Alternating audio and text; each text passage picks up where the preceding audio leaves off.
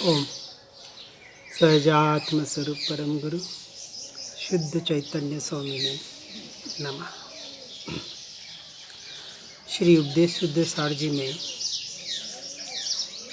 भावक भाव का वर्णन करते हुए भावलिंगी मुनि आचार्य तारण स्वामी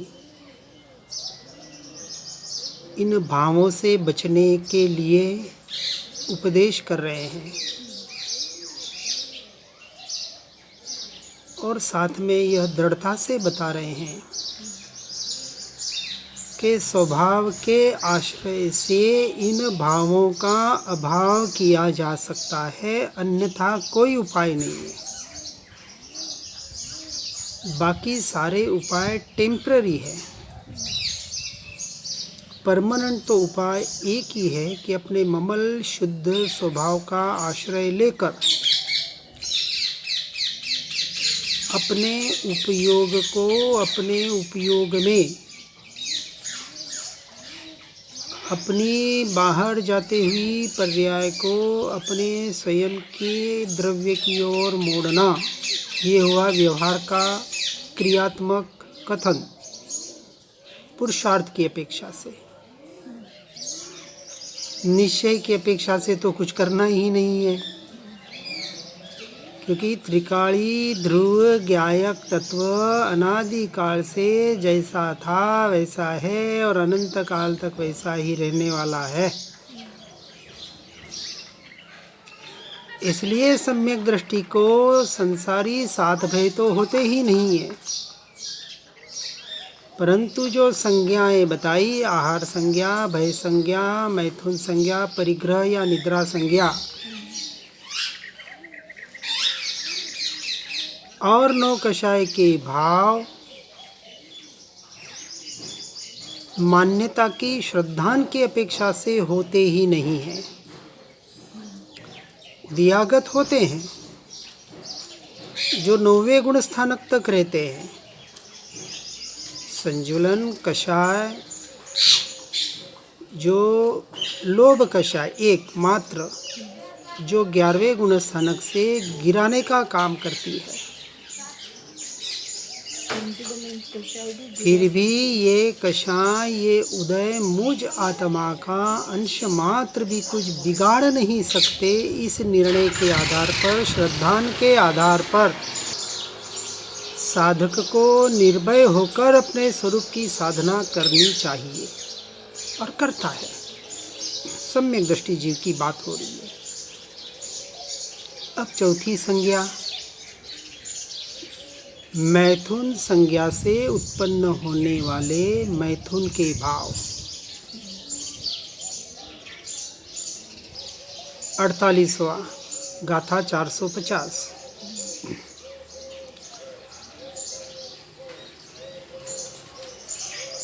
काम भाव, अब्रह्म भाव, जिसे हम सेक्स के भाव कहते हैं, शरीर व वेद और 9 कषाय के उदय तथा बाह्य निमित्त मिलने पर यह भाव होते हैं।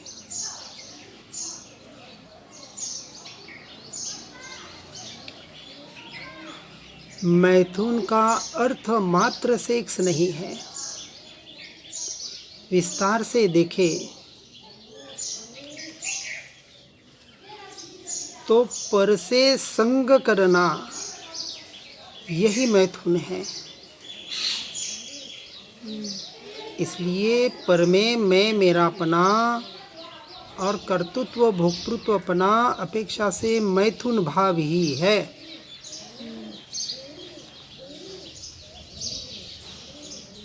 इसलिए इन सब से बचने का हमें प्रयास करना है। ये साधक की साधना है और वे स्वभाव के लक्ष्य से होती है। जो साधक वाणी के वेग को, मन के वेग को, क्रोध के वेग को, जिह्वा के वेग को, उदर के वेग को और जननेंद्रिय के वेग को, इतने सारे वेग जो मैथुन का कारण है, उन्हें सहन करने में जो समर्थ हो जाता है, अर्थात अपने स्वभाव के आश्रय से जो उन्हें जीत लेता है, अर्थात इनके उद्वेगों से प्रभावित नहीं होता और अपने शांत स्वरूप में समता भाव में ही रहता है, अर्थात आत्म स्वभाव में रहता है। समता का अर्थ व्यवहार की अपेक्षा से कषाय की मंदता, परंतु परमार्थ निश्चय की अपेक्षा से आत्मरमणता। बाहर से तीव्र राग द्वेष है, फिर भी आत्मा का आश्रय है, स्वरूप और स्वभाव का आश्रय है, तो वो अपने समता भाव में है, अर्थात स्वभाव में है।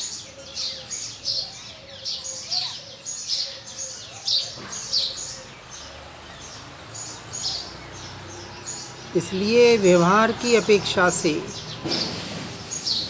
जिसके मन को स्त्रियों ने अपहरण कर लिया है, जो काम भाव से पीड़ित है, उसकी विद्या ज्ञान व्यर्थ है। उसे तपस्या त्याग और शास्त्राभ्यास से कोई लाभ नहीं है, उसका एकांत सेवन और मौन भी निष्फल है।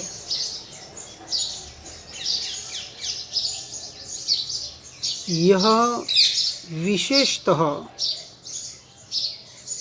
छठे गुणस्थानक में लागू होता है, क्योंकि पांचवें गुणस्थानक में छठी प्रतिमा तक, अर्थात ब्रह्मचर्य प्रतिमा तक ये होते हैं। शायिक समकीति चक्रवर्ती 96,000 रानियों को भोगता है, 6 खंड के राज्य को भोगता है। ऐसा सम्राट फिर भी शायिक समकीति है। इसलिए व्यवहार निश्चय को यथार्थ रूप से जानना,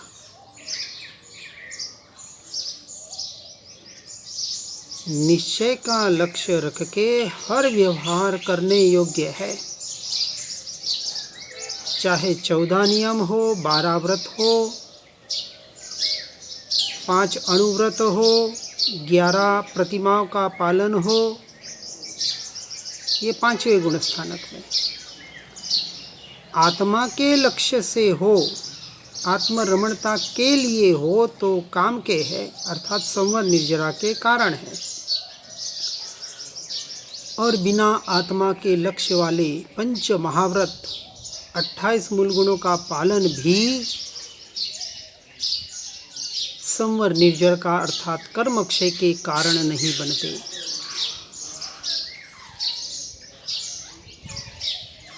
इसलिए ब्रह्मचर्य का सामान्य अर्थ काम संयम है, परंतु इसके मूल में वासनाओं का या विकारों का निरोध भी समाहित समझना चाहिए, क्योंकि जब तक सभी इंद्रियों का संतुलित एवं संतोषजनक संयम न हो, तब तक काम संयम नहीं रखा जा सकता, क्योंकि सभी इंद्रियां अन्योन्याश्रित है। इसलिए पांचों इंद्रियों का निग्रह करना,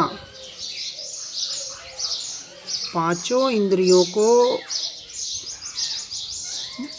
मन के द्वारा मन के लिए संयमित करना, अर्थात बाहर से विकल्पों से संकल्पों से हटाकर स्वरूप और स्वभाव की ओर मोड़ना, यही सच्ची साधक की साधना होनी चाहिए।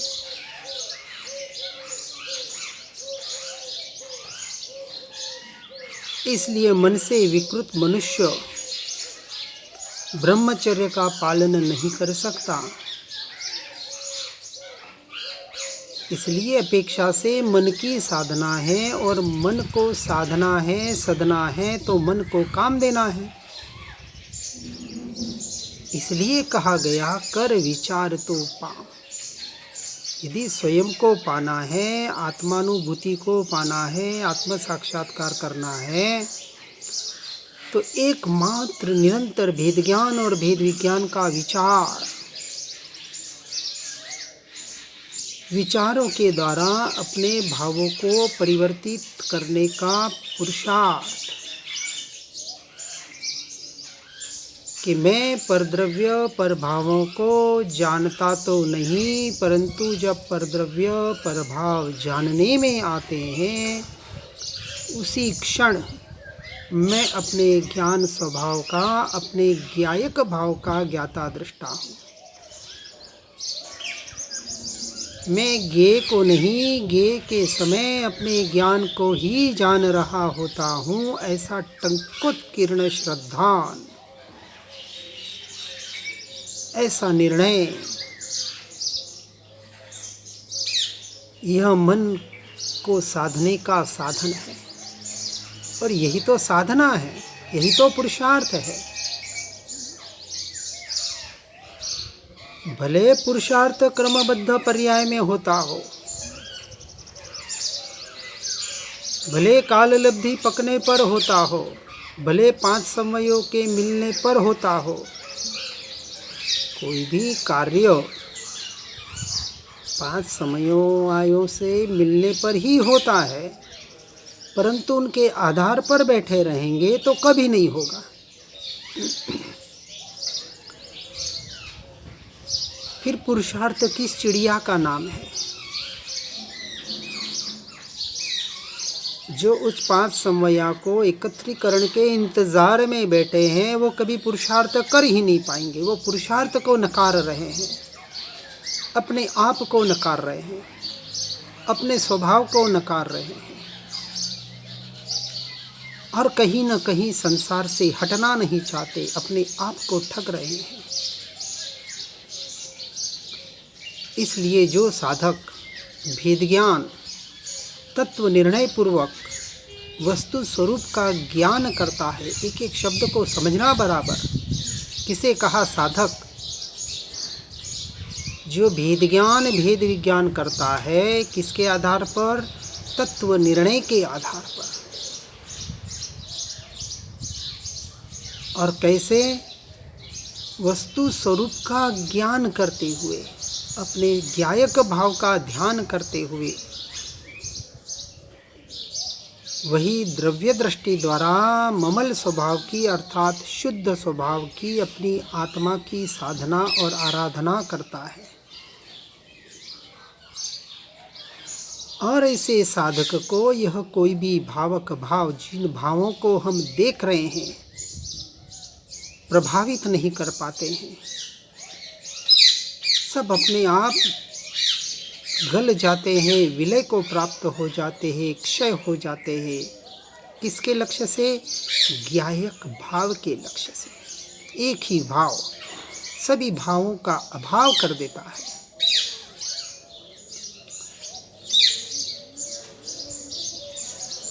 इसलिए इन 4 संज्ञाओं के निमित्त से होने वाले भावों से बचने का प्रयास करना और स्वभाव के आश्रय से ये सहज ही विलय को प्राप्त होने वाले हैं, इसका निर्णय करना। आगे गुण 50, 50 और 51 3 भाव बताते हैं। गाथा 451, 52, 53। गुण 50वां भाव आशा भाव।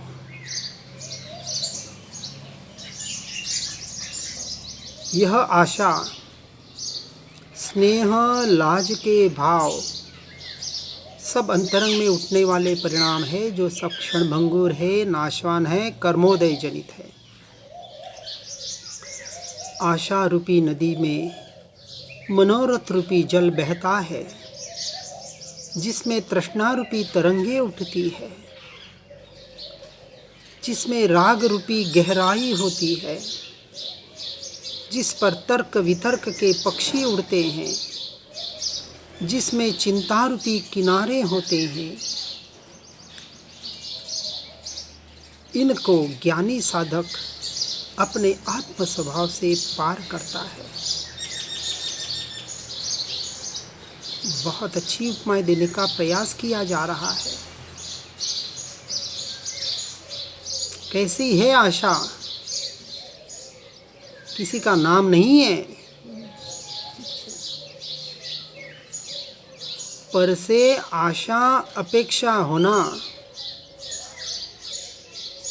स्वयं की इच्छा और पर से आशा और अपेक्षा,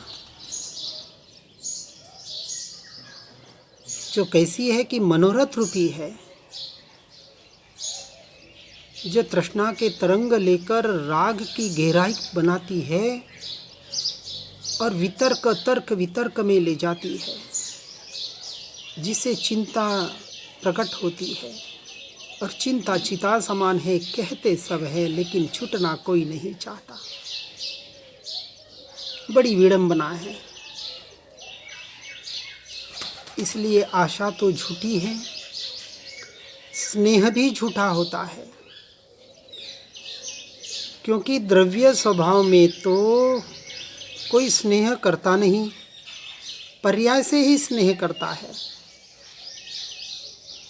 और किस रूप में कब छूट जाए यह पता नहीं पड़ता है। लाज शर्म इज्जत का सवाल, लोग क्या कहेंगे, यह सब पर की अपेक्षा संसारी दृष्टि होने पर ही होती है। इसलिए बाहर और बाहर ही भटकाने वाली है। और साधक जानता है कि शरीरादि कर्म आदि सब मुझसे भिन्न है, और उसके उदय उसकी अवस्था मेरा स्वरूप नहीं है, मेरा स्वभाव नहीं है, मेरी अवस्था नहीं है। इसलिए उदय काल में, किसी के संयोग या वियोग के काल में, किसी हर्ष या विषाद के कारण आते ही वह वहाँ से, वह यानी ज्ञानी, भेद ज्ञान भेद विज्ञान करके अपनी सत्ता से उनके संपूर्ण भिन्न मानकर, अपनी सत्ता को स्वतंत्र जानकर, अपने गुणों और पर्यायों से भी भिन्न मानकर, स्वयं के द्रव्य गुण पर्याय का स्वयं को स्वामी जानकर, किसी भी प्रकार की आशा स्नेह लाज से एकत्व ममत्व नहीं करता। इसलिए अपने स्वयं के शुद्ध परिणामों के द्वारा जीव इन भावों से बच सकता है। वह उन भावों का कर्ता भोक्ता नहीं होता। जो उदय में आते हैं उनका ज्ञाता दृष्टा रहकर, अपने ज्ञान स्वभाव का आश्रय लेकर एकमात्र ज्ञायक भाव में ही लीन होने का प्रयास और पुरुषार्थ करता है। और यही तो ज्ञानी की, साधक की साधना है। इसलिए लोगों का भय त्याग कर, शिथिलता छोड़कर स्वयं दृढ़ पुरुषार्थ करना चाहिए।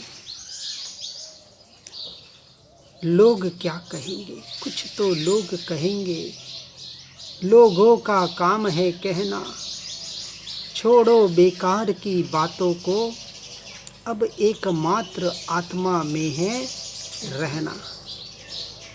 ऐसे साधक को एक शुद्ध आत्मा का ही लक्ष्य संबंध होता है, और इसलिए वह निर्भय रूप से अपनी आत्म साधना का उग्र पुरुषार्थ करता है।